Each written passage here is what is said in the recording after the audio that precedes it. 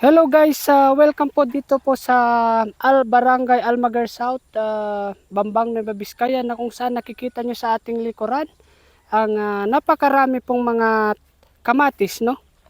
So although pabulok na sila, pwede pa po yung mga kamatis na nandito.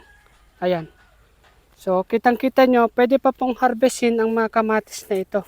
Dahil nga po nagbagsakan ng presyo nila, nagkasabay-sabay ang pagtatanim, pag-harvest ng mga kamatis. Pero pwede pa po ang mga kamatis na ito, no?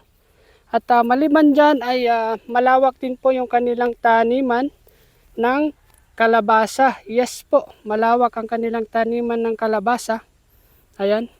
Actually, nakaharvest tayo ng napakaraming dito. Bulaklak ng kalabasa. Ayan, kitang-kita ninyo.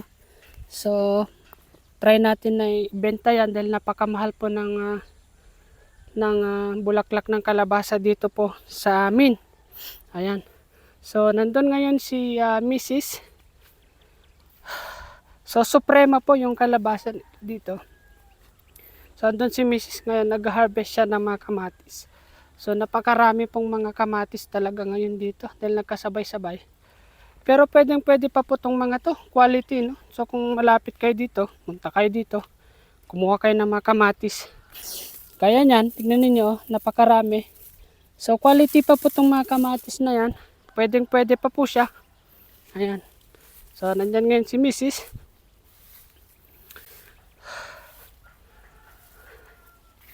Kita niyo naman po yung mga kamatis nila. Malalaki. Malalaki at saka dekalidad yung mga kamatis dito.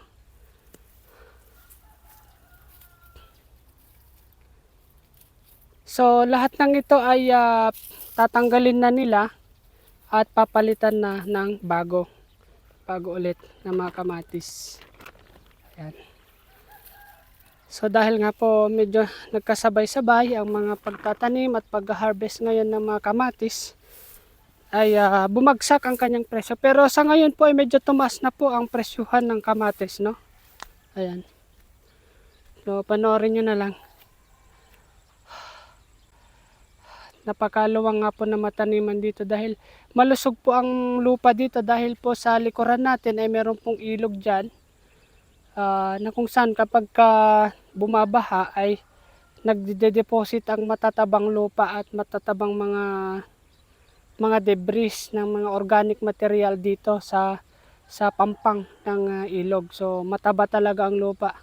So bukod sa kamatis, nagtatanim po sila dito ng mga talong, sili, kalabasa. Actually may mga nagpa-farm na rin po dito ng mga cabbage, repolyo, no?